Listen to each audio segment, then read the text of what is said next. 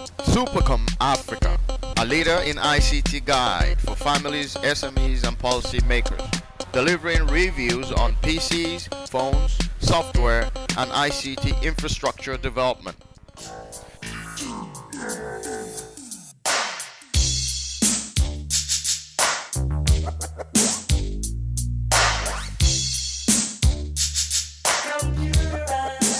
Okay, so let's get into it. A five-fold increase in broadband penetration by 2018 is the target of the National Broadband Plan. Now, that's just 4 years away from where we are today. As it stands, how achievable is it? I think it's very achievable. We were very realistic as we set those targets. So the five-fold increase, if we're probably on about 6.8% today. So if you multiply that by 5, we're talking about 30-35% or thereabouts. I think it's achievable.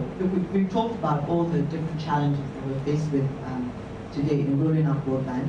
But I think that even as I sit and I hear about those challenges, I can say to every single one of them that they've either been addressed or they're being addressed. So I think that target of 30% is very achievable if we all work together as an industry to deliver this target. Not that it discourages me, because when I look at all those challenges, I don't see any one of them that is insurmountable. So Funke talked about, I think she put it very nicely, that there are policy challenges and there are cost challenges. The policy challenges are probably a little bit easier because we have a regulator that is doing a lot of work in terms of gathering more data to actually make the policies that make the difference. And I think that's important. I think the more difficult part is the challenges around cost. That's because we have to deal with a very big country. We are a federation of 36 states and the FCT. So that even when you make policy, you literally have to execute that policy. And that policy has got to be executed in 36 different states, 36 different governors, different political parties, different players, different agendas, and that's really what makes it very difficult. So even though, for instance, when you talk about cost, we have a broad agreement with the National Economic Council, which is comprised of all the 36 state governors and the ministers of the FCT, which says that we will do this when it comes to right-of-way. We'll crash the cost of right-of-way, we will not charge you crazy taxes on your infrastructure and all of that, and in exchange for that, the industry said that we will give you free access to your schools and everything. And that was signed by every single government, they agreed. But of course, the minute you start to implement, you don't get that. And so what it means is that we've now got to go to every single state governor, every single state commissioner of works, commissioner of industry, to implement. And that's what we did in Lagos State. So Lagos State was landmark achievement, but it wasn't easy. It was months and months of negotiating with the Commissioner of Works, the Commissioner of Science and Technology, and then after that the Urban Furniture Regulatory Authority, months of negotiation, and then the Minister and the Governor step in, and then it gets done. So you can imagine if we have to do that 36 times. Hopefully we wouldn't have to do it 36 times. We hope that with Lagos State, a number of other states as exemplars, other states will understand that this is a good thing to do, and they will come on board without that effort that we made with Lagos State. Can you briefly report on Nigeria's progress on the UN Broadband Commission's 4 targets? There's 4 of them. Let's just go through them briefly, one after the other. Target 1, making broadband policy universal by 2015. All countries should have a national broadband plan or strategy, or should include broadband in their universal access service definitions. I know some of these questions actually have been highlighted in some of our previous presentations, but it's always good to have a policy perspective to it.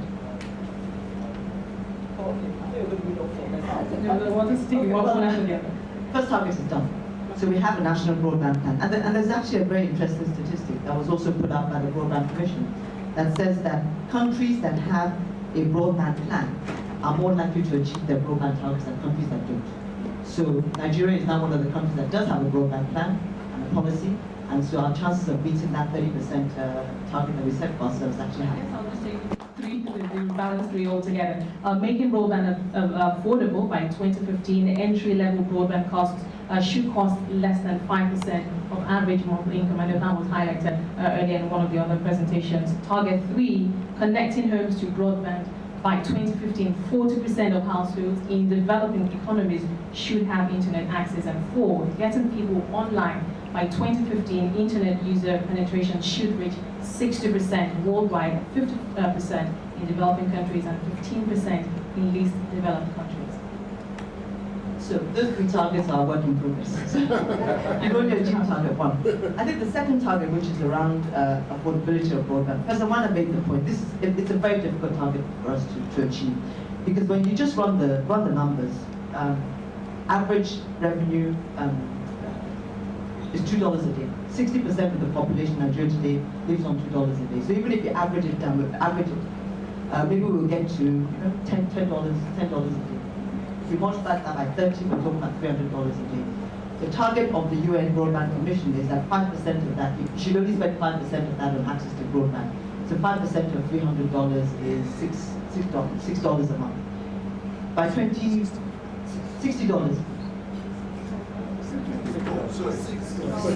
I'm better at math, sorry. $6 a month. By 2015. We're already in 2014. It's not going to happen. Today, I think that average access for, I think 7 gig of data is probably about $100, $150 a month. So we're far, far, far from it. And I made the point that either we have to increase our average revenue, or we need to figure out a way. But it's work in progress, because what we're doing in terms of bringing down the cost of this infrastructure and the cost of access is one of the things we're doing.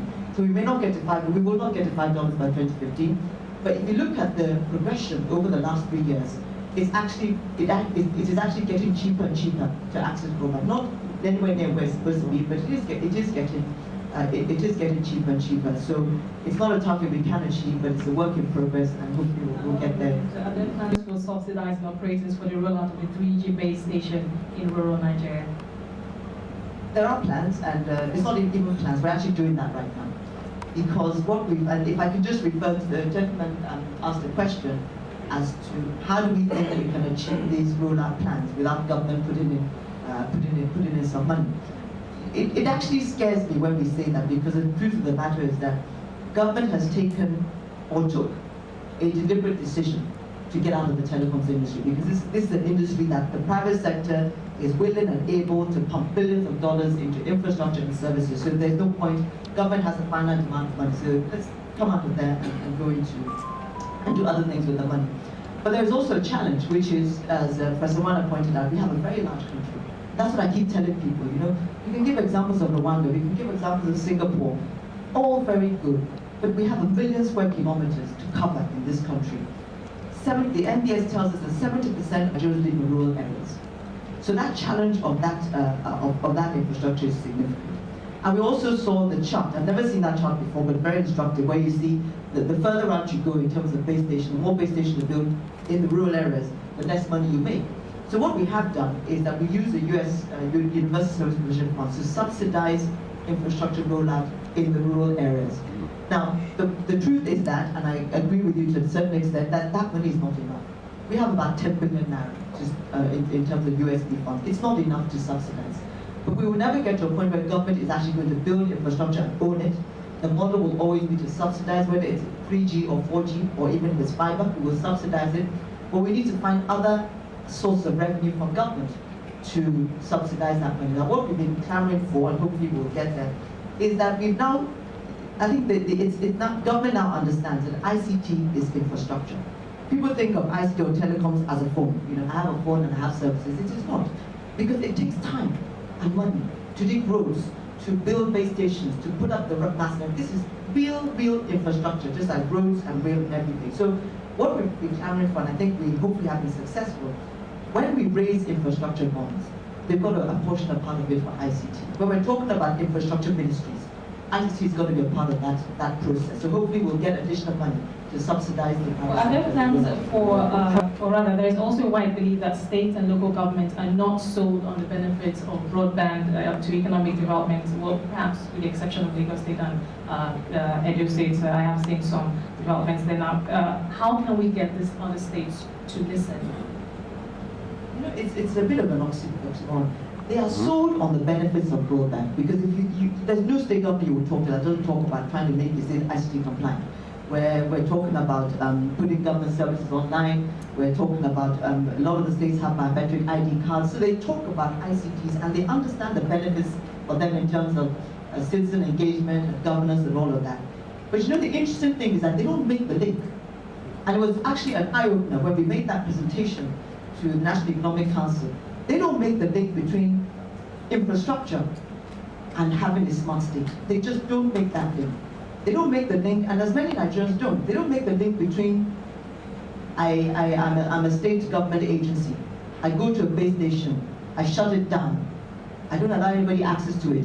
The diesel finishes, nobody can have access to it. They don't make the link between that particular act and the fact that quality of service is poor. It sounds odd, but that is actually the truth. So it's not true to say they don't understand the benefits. They do understand the benefits of it, but they just don't see how that has anything to do with the fact that I'm taxing this 10 by 10 square meter piece of infrastructure 10 times as much as I'm charging the bank next door that has 100 square meters. They see it as a source of revenue. They see it as a source of revenue, and simply because they see it as it's a way for them to increase their IGR. Yeah. They see the industry has a perception of profitability, because again, people make that link. You're giving out cars and aeroplanes and through all those GC programs that we see on you're television. giving out bicycles and toasters and everything every single day. You guys must have more money than you know what to do with, and so therefore let's have a bit of that. And that's really and you know it's I've had to make that argument in council. I'll give you a very good example, and Funke will be interested to hear this. You know, right now, every time a bill comes to council, I get my team to look at that bill very, very carefully, because somewhere along the line, something's going to be tucked in there that actually affects the telecoms industry. So there's an inland waterways bill, and somewhere in all the legalese and 50 pages of the bill, they say they're going to tax the undersea cable. Any infrastructure, no, it's true, I mean, it's funny, but it's true. Any infrastructure, whether it is a road or a bridge or whatever it is, that crosses the inland waterway is going to be taxed. And I say, this cable is coming from Portugal, for goodness sake. It's come all the way without being taxed. It lands on the shores of Nigeria. They haven't even done anything yet, haven't lit it up. And you're going to tax it. And so those are the kind of things that we're fighting. And until we get to a point where we realize that if you're taxing the input, and you're not looking at the output, we're going to have these challenges of the cost of infrastructure. Now, I don't know if we've been successful, we've fought it, we've written and everything. I don't know. I know, I mean, some people will be thinking, I mean, okay, when is this going to end? We need to draw the line somewhere. I mean, you're a minister, you know, at that level, perhaps we could see a stronger push, because it does have to end sometime. You know, I can't say it will end, because again, if we talk about this issue of spectrum, you know, whether you should license or not license, it's spectrum too expensive or not, the truth of the matter is that governments need money, and this government needs a lot of money. And so any opportunity you can find to make money, whether it is from spectrum, whether it's from the spectrum licensing, or it is from taxing, it's from taxing the industry, and it's not only the telecoms industry that is being taxed actually, although it is being taxed more than others because it's being seen as more profitable. The whole of industry is being taxed, whether it's manufacturing, there are all kinds of taxes, and just because everybody's looking for money. We've got to get to a point where we say, look, the more you tax this, when you look at our doing business indicators, that's why we're so low. Because while we see this market, it's 107 million people, when you look at our penetration targets, there's a lot of opportunity. When you look at how difficult it is to do business, then you have to really begin to balance that. If you're trying to attract investments, and for instance, we're going to license infracos in a few months' time. But if they're looking at, they're going to tax every single kilometer. You know, when I even build the infrastructure, you're going to tax me. We will not get that FDI that we're looking for unless we actually ensure that all the agencies are working together as a government to ensure that we make this country much more attractive for doing business.